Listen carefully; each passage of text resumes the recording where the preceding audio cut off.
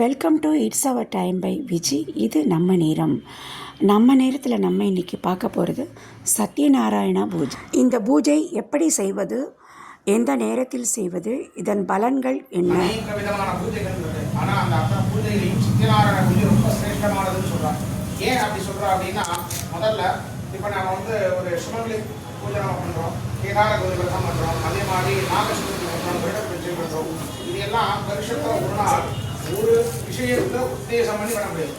காமியார்த்தத்திலையும் பார்த்தீங்கன்னா கிரியாங்க காமியார்த்தம்னு சொல்லுவோம். அதாவது ஒரு கிரியை உத்தேசம் பண்ணி அந்த கிரியை இப்படி சொல்லப்பட்டிருக்கு, அதை உத்தேசம் பண்ணி காமியார்த்தம் நம்ம வேடிக்கிறது. நமக்கு சுமங்கலி பிராப்தி, இப்போ சுமங்கலிடம் இருக்கணும்.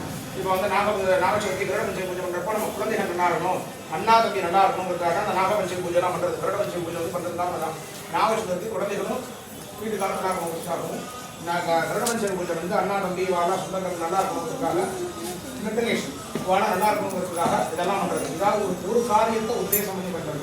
ஆனால் சத்யநாராயண பூஜை என்ன சொல்கிறோம் அப்படின்னா, வித்யார்த்தி லபதே வித்யம், தனார்த்தி லபதே தனம், புத்திரார்த்தி லபதே புத்திரம், மோட்சார்த்தி லபதே மோட்சம். அதாவது வித்தியை வேணுங்கிறவங்க வித்தியை கிடைக்கும், குழந்தை இல்லாத குழந்தை கிடைக்கும், பணம் தானியம் குடும்ப சௌக்கியம் இல்லைங்கிறவங்க அதுவும் கிடைக்கும்.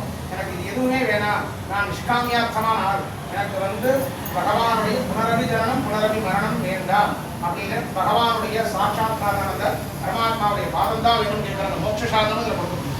அவ்வளோ பெரிய விசேஷமான பூஜை தான் இந்த சத்யநாராயண பூஜை. இந்த பூஜை எப்படி வந்தது அப்படின்னா, இது ரிஷிகள் காலப்போக்கில் நம்ம பூஜை பண்ணலாம். ஆனால் இதை முதல்ல யார் கொண்டு வந்தது அப்படின்னு பார்த்தா, பெருமாளே தன் திருவாய் உணர்ந்து சொன்னது தான் இந்த சத்யநாராயண பூஜை. இது எங்கே வருது அப்படின்னா, ஸ்காந்த புராணத்தில் 64ஆவது அத்தியாயத்தில் தேவா காண்டம்னு ஒன்று வருது. அதில் இந்த கதாசிரமங்கள் இதில் வருது. இந்த பூஜையை பற்றின விசேஷங்கள்லாம் அதில் வருது. சாமானியமான விஷயம் கிடையாது. அவ்வளோ பெரிய விஷயத்த எங்கே கொண்டு வைக்கிறாருன்னா இங்கே கொண்டு வைக்கிறார்.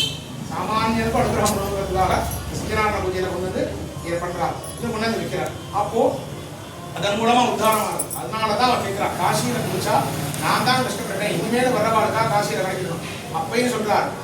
எல்லாருக்கும் காசியில் குளிச்ச உடனே மோட்சம் கிடைக்கிறது இல்லை. சிவோ ராமராமேதி பரமேஸ்வரன் அந்த இறந்து போடைய ஆத்மாவுடைய அந்த க்ஷணத்துக்குள்ள போய் யார் காதல ராமராமாங்கிற தாரகத்தை மந்திரத்தை சொல்றாரோ அவளுக்கு மட்டும்தான் மோட்சம். எல்லாருக்கும் மோட்சம் கிடையாது. ஏன்னா அவன் செய்யக்கூடிய பாவங்கள் அங்கே குறையிறது. ஆனால் செய்யக்கூடிய தபஸ் தான் நம்மளுடைய பகவான்கிட்ட ஸ்ரத்தையோட பக்தியோட யோகத்தை முந்தி நமஸ்காரம் பண்றானோ, இங்கே ஸ்நானம் பண்றானோ, அவனுடைய பாவங்கள் போறது நிச்சயம். அவனுக்கு மோட்ச ஸ்தானத்துக்குண்டான கதவு திறக்கப்படுது. அந்த மோட்சத்துக்கு உண்டான கதவு திறக்கப்படுது. அதுக்கப்புறம் அவன் எந்த அளவுக்கு எப்படி நாம் சொல்லோட இருக்காங்கிறது அடுத்த பிரச்சனை. அதெல்லாம் பெரிய சட்டத்துக்கு போன இருக்கும்.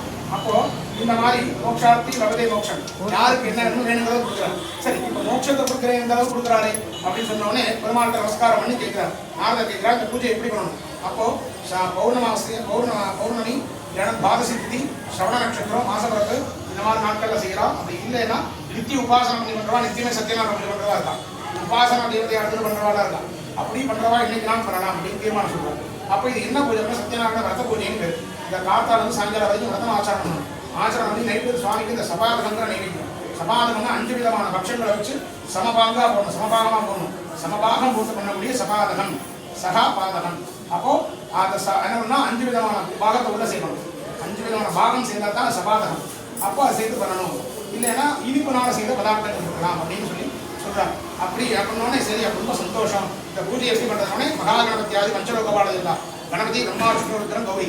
அதாவது விக்னம் நிவர்த்தி பண்றது கணபதி, சக்தி ஸ்திதி சம்ஹாரமான பிரம்மா விஷ்ணு ருத்ரன், சக்தி ரூபான கௌரி இவாள ஆவாகனம். அடுத்தபடியாக ஒவ்வொரு திக்குக்கும் ஒரு திக்கு இருப்பாங்க, தித்தியோட ஆவாகனம். அடுத்து துர்கா ஆதித்யா அங்கதேவதா. ஏன்னா ஒவ்வொருத்தருடைய கிரகணங்களை பொறுத்து அவனுடைய நல்ல கெட்ட விஷயங்கள் தீர்மானமாகாது. அதனால அந்த பூஜையை செய்யணும்னா கூட அந்த கிரகணம் விட்டா தான் முடியும். நாம பிரயத்தனம் பண்ணணும். படாமல் இருக்க கிரகம் விடலான்னு சொல்லக்கூடாது. பிரயத்தனம் நாம பண்ணணும். இந்த தர்பியை எங்க போய் இருக்கிறதோ அதுதான் உங்களுக்கு நமஸ்கு சிரேஷ்டமான இடம். அந்த இடத்துல தெய்வாதி தேவ